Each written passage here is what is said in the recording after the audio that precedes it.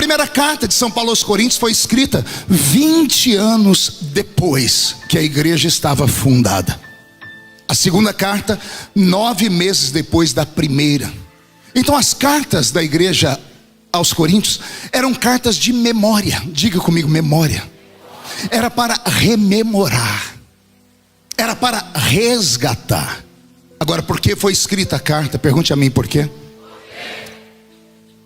Paulo estava em uma embarcação em uma de suas viagens missionárias e se aproximou dele um rapaz, dizendo que era membro da igreja de Corinto e que lembrava do velho Paulo quando ele era criança. Paulo pregando e ele criança no meio dos bancos. E agora que ele reconhece o velho apóstolo, ele vai e se apresenta e diz: eu sou da igreja de Corinto. Imagina a alegria de Paulo. Imagine você rememorar, lembrar de um irmão, de uma igreja por onde você passou. E a tradição diz que Paulo olhou para o rapaz e disse: como está a igreja de Corinto? E o rapaz, sem pestanejar, disse: está uma bênção. Nós construímos muitas congregações, nós estamos cuidando dos órfãos, das viúvas. E o velho apóstolo não se empolga. Ele pergunta ao rapaz: você não entendeu? Eu perguntei como está a igreja de Corinto. E o rapaz, meio titubeando, pensa e diz assim: agora eu entendi. Olha, a igreja, ela entrou em várias esferas. Agora nós temos esferas na política, nós temos espaços, nós temos hospitais, nós temos, se fosse no Brasil seriam UPAs. Estamos cuidando, fazendo um trabalho social. E Paulo diz: isso é importante, mas não foi a minha pergunta. Mude a música, Beto. A minha pergunta é: como está a igreja de Corinto? Já naquela época, as pessoas confundiam organismo com organização. O que nós às vezes chamamos de igreja não é apenas uma associação ou uma agremiação religiosa. O que é igreja de verdade é muito mais profundo. André, quando fui registrar a minha igreja, que eu sou pastor, né? Fui registrar a minha igreja, eu cheguei tão feliz, eu saí abatido do cartório. Cidade pequena, meu amigo cartorário falou: o que o senhor vai fazer? Escrivão, melhor dizendo. Eu vim aqui registrar a minha igreja. Ele disse: pois não, vamos lá. Ele perguntou o nome da igreja, eu disse: Igreja Evangélica Assembleia de Deus, Catedral do Avivamento. E ele: muito bonito, endereço não? Aí ele falou assim para mim: quem é o dono da igreja? Eu disse: Jesus de Nazaré. E ele falou: qual é o RG dele? Eu falei: não sei. E o CPF? Eu disse: também não sei. Tem CNPJ? Eu disse: dele não. Foi: então não tem como registrar a sua igreja. Eu falei: por quê? Porque alguém tem que ser dono, alguém tem que responder por ela, alguém tem que falar diante da justiça. O Estado dá à igreja direitos e deveres. Se cair o teto e machucar alguém, quem é que o Estado vai processar? A igreja tem que ter um dono. E eu, com muita ressalva, disse: pode botar meu nome aí, Marco Feliciano. Eu saí de lá com o registro na mão. Eu falei: Jesus, me perdoa, a igreja é sua, mas está o meu nome. O senhor disse: fica tranquilo, meu filho. Eu falei: por quê? Porque essa aí não é minha, essa aí é sua. Eu falei: como assim? Uai, o prédio foi você que comprou, o terreno é seu, você que construiu, você comprou os bancos, é tudo seu. A minha eu comprei com outro valor.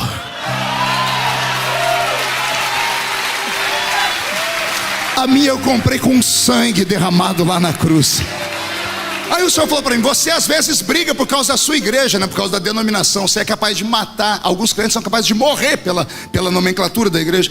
Mas assim, mas tem gente que consegue desfazer da igreja de verdade. Porque a igreja de verdade, ela chama Maria, José, Antônio, Marco, André, Karen, Kathleen, Camila, Edileus. Esse é o nome da verdadeira igreja. E às vezes passamos por uma igreja que está passando por violência, tribulação, e ignoramos essa igreja. Quando o Senhor me falou isso, eu compreendi. E compreendi o que Paulo estava perguntando. E aí o rapaz abre o verbo, e o que ele falou para Paulo deixou Paulo apavorado. Você promete que não vai escandalizar? Basta ler o capítulo 5 da primeira carta de Paulo aos Coríntios. Paulo vai dizer assim: é sabido que há entre vós uma espécie de pecado que nem o mundo comete, não tem nome entre o ímpio. É sabido que um filho dormiu com a mulher do seu pai, e vocês nada fizeram. Não é incesto, porque incesto é o filho dormindo com a mãe. O pai era divorciado ou viúvo, casou com uma moça mais nova na ausência do pai. O filho dele dormia com aquilo que deveria ser a sua madrasta. A igreja toda sabia. E Paulo diz: vocês aceitaram isso de maneira muito fácil. Vocês não corrigiram. E por isso a igreja perdeu a sua essência, que eram os dons, as manifestações. Alguém vai questionar Paulo dizendo assim: não, quando você veio pregar você trouxe cultura. Paulo diz: não, quando eu fui ter convosco, nada do que eu vos falei foi em sublimidade de palavras de sabedoria humana. Quando eu fui ter com vocês, eu levei revelação e demonstração de Espírito e poder de Deus. Paulo começou a explicar que a ausência da santidade, do compromisso, foi fazendo aquela linda igreja virar apenas uma religião. A nossa geração não vive fugindo da religiosidade. A nossa geração não vive fugindo dessas coisas, desses esqueletos. Porque muitas igrejas pelo mundo afora são parecidas com uma folha seca de outono. Ela tem aparência, tem estrutura, mas não tem seiva, não tem vida. Algumas igrejas parecem a lua, tem brilho, mas não tem calor. Algumas parecem com um cano de uma espingarda, são retos, impecável, mas são ocos e vazios. Aí quando alguém pergunta por que a Lagoinha funcionou em Orlando, é porque aqui tem seiva, os raios do sol da justiça entram aqui dentro, e aqui tudo é pelo Senhor e para o Senhor. E você que está me assistindo em casa, porque parece que está sendo transmitido, você que está assistindo pela internet, o Senhor está falando com você neste momento: não morra. Você está morrendo dentro da fé onde você está, porque lá você já não sente mais nada. Você está viciado em ir à igreja. Você vai para a igreja, mas não sabe o que vai fazer lá. Você entra na igreja, mas não consegue entrar no culto. Vou falar de novo.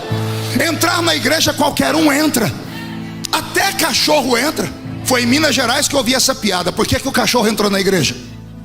Porque a porta estava aberta. Entrar na igreja não é o ó não, viu? Porque alguns acham assim: pastor, tem que ficar feliz comigo porque eu estou na igreja. Querido, a porta da rua é a serventia da casa.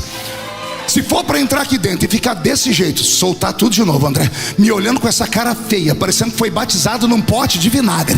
Se for para vir num culto da família de festa e ficar me olhando com esse olho seco, parecendo olho de sapo que morreu no dia de enchente. Se é para vir num culto avivado e ficar com essa boca travada, essa boca de aço, essa língua de ferro e esse queixo de concreto, é melhor não vir. Agora, escuta isso, André, isso aqui é para arrancar tatu da toca e sabiá do toco. Escuta. Tem gente que acha que o poder do Pentecoste é só para pobre, é só para gente ignorante. Se fosse assim, o Pentecoste tinha continuado só com Pedro e João. Pedro e João eram analfabetos, sabiam disso, né? Atos capítulo 4 e 5. Não são iletrados esses homens que os ouvimos pregar? Iletrados, analfabetos. Pedro e João não sabiam ler nem escrever. Pedro não escreveu nenhuma das suas encíclicas, seus discípulos escreveram. João escreveu porque quando ele estava com 90 anos de idade, na ilha de Patmos, Jesus deu uma ordem: tudo que você vê, escreve num livro. Foi obrigado a sair da ilha de Patmos com 90 anos, ir para Éfeso, aprender a ler e escrever, ser alfabetizado para deixar para nós o Evangelho, o Apocalipse e as suas cartas. O Evangelho poderia ter sido dado a ele se fosse só para pobres, mas para quem Deus deu o Pentecoste pleno? Para um erudito, para um poliglota, para um advogado, para um homem que tinha cultura. Então essa história de que o Evangelho, o poder de Deus, o Pentecostes, essas coreografias pentecostais que fazemos, essa adoração extravagante que alguns têm nojo, só tem nojo que você nunca experimentou. E vou te dar um conselho: cuidado, porque esse negócio pega. Esse negócio pega. André, eu era recém-convertido, levei minha mãe na igreja para me ver pregar. Minha mãe entrou numa Assembleia de Deus. Quando ela me viu pregar, cheguei em casa e falei: e aí, mãe, o que a senhora achou? Ela falou: é diferente, né? Eu falei: por quê? Você mudou de cor umas 8 vezes quando estava pregando. Sua veia vinha aqui, você gritava tanto. Ela falou: meu filho, o que você sente lá em cima? Aí eu não sabia muito, que eu não conhecia a profundidade teológica. Foi a mãe: é uma coisa que me pega, né? É um negócio. Aí ela falou: já sei, é encosto. E deu uma raiva. Eu falei: não, mãe, não é encosto não. Você tem é uma coisa que te pega. Eu falei: não, mãe, eu vou descobrir e vou falar para a senhora. O tempo passou e eu descobri: não é uma coisa, não é algo, é alguém.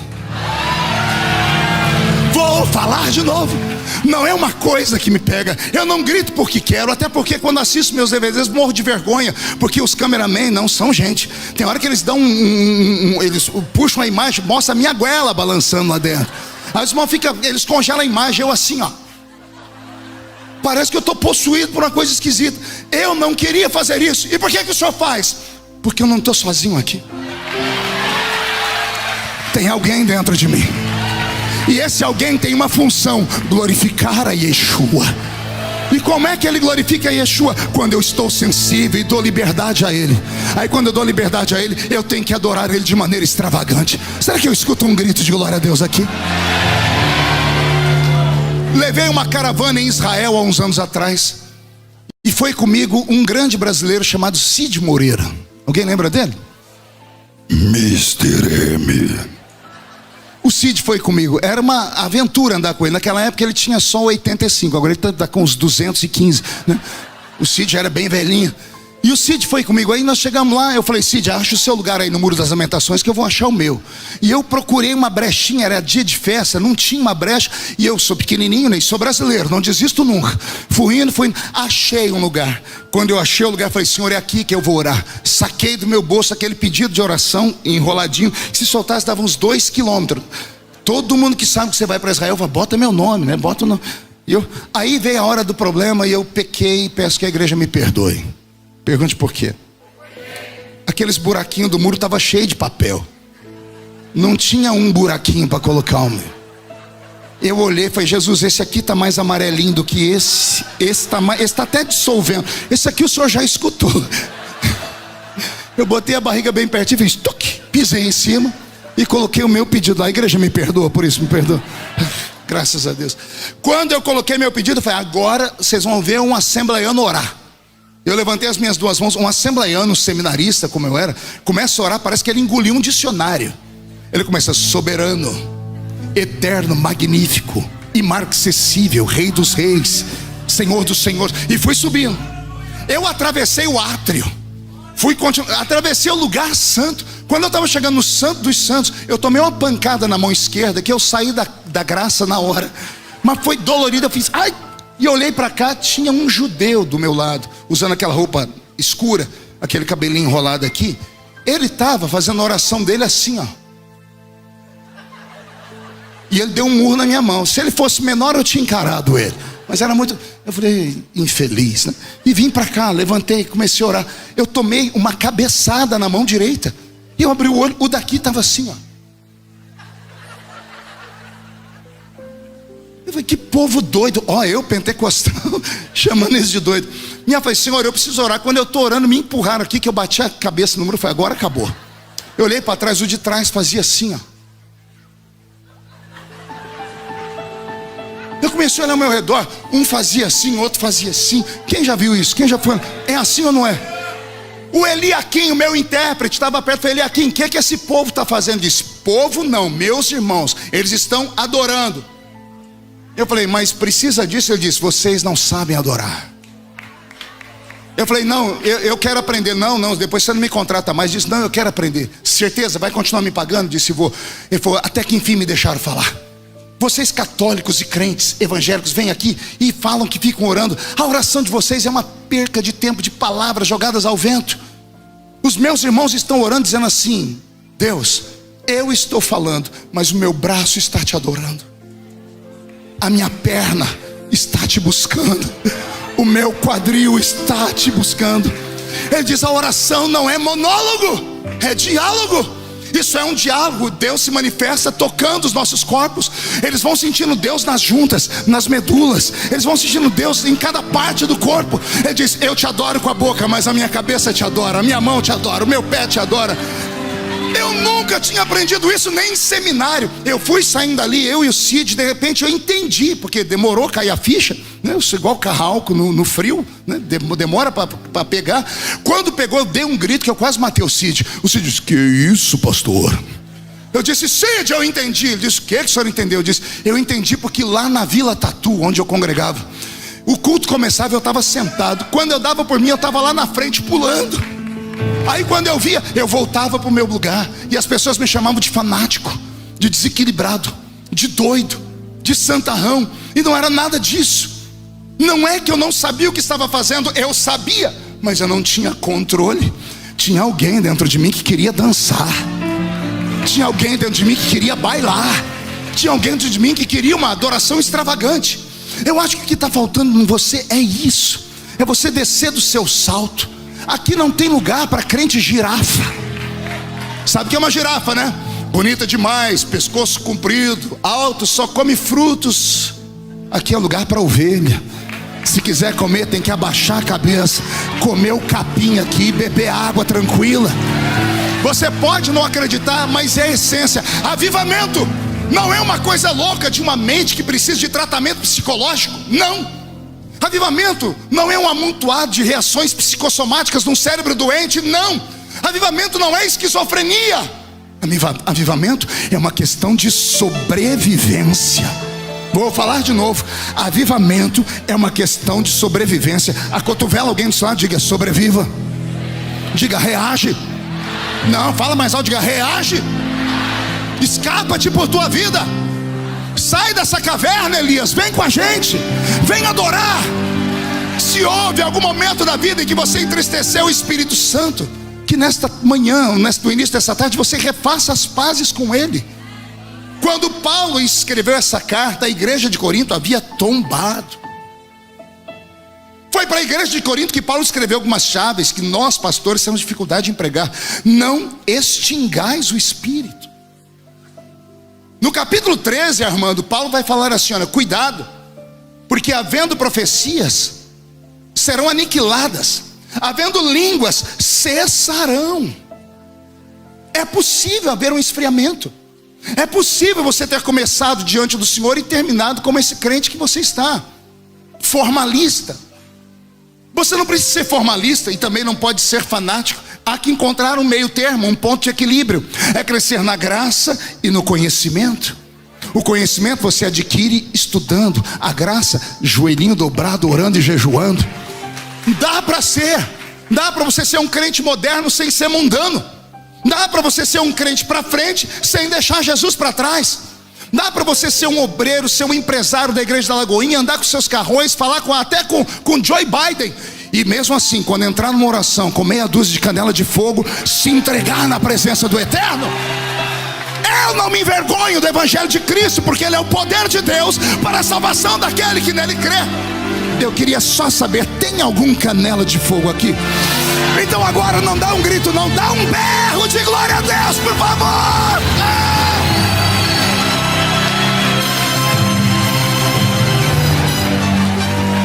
Não esqueça as suas origens. Não esqueça como o Senhor te trouxe para cá. Lembre que dentro de você há um espírito e ele tem fome de Deus. Você não está vendo que eu estou pregando e está te arrepiando tudo? Já tem gente chorando, tem uns ali que se eu der corda eles saem correndo aqui dentro. Eles querem isso, precisam disso. Pastor, mas não tem nem mais nem menos. É uma questão de sobrevivência. Eu fui em Barretos, no Hospital das Clínicas, o maior centro de oncologia do mundo. Fui como político, levei para lá umas emendas e o diretor me chamou, um dos diretores. Eu entrei lá dentro e aquele lugar tem cheiro de morte. Imagina um lugar onde de cada 10 pessoas, as 10 estão condenadas à morte. Ali. Eu passei mal. Aí o diretor falou: olha, eu quero mostrar para o senhor só um tratamento paliativo que nós estamos usando aqui. É uma coisa nova, nós estamos ainda em teste. Eu falei: e está funcionando? Ele disse: tá. Então vem comigo. Ele me levou na ala pediátrica. Aí eu queria morrer. Tinha um corredor e 2 portas, André, uma esquerda e direita. A da esquerda tinha aquela velha foto da enfermeira fazendo assim. Silêncio, é o normal de todo hospital. Ele abriu essa porta e entrou. Nós entramos numa sala que eu só chorava. Criancinhas carequinhas, fazendo tratamento de químio, radioterapia, algumas tomando soro. Era uma sala comum do hospital, tudo branco com prata. E aquelas criancinhas aguardando a morte. O médico entrou com um estetoscópio, vendo o coraçãozinho delas. Eu fui passando mal. Eu disse: doutor, me tira daqui. A gente que tem filhos, você se espelha. Aí eu saí dali e disse: pastor, eu vou lhe mostrar agora o tratamento paliativo, tá? Eu falei de novo, ele disse: não, nessa eu acho que o senhor vai gostar. Então tá bom. Ele, na porta de frente, não tinha a foto da enfermeira.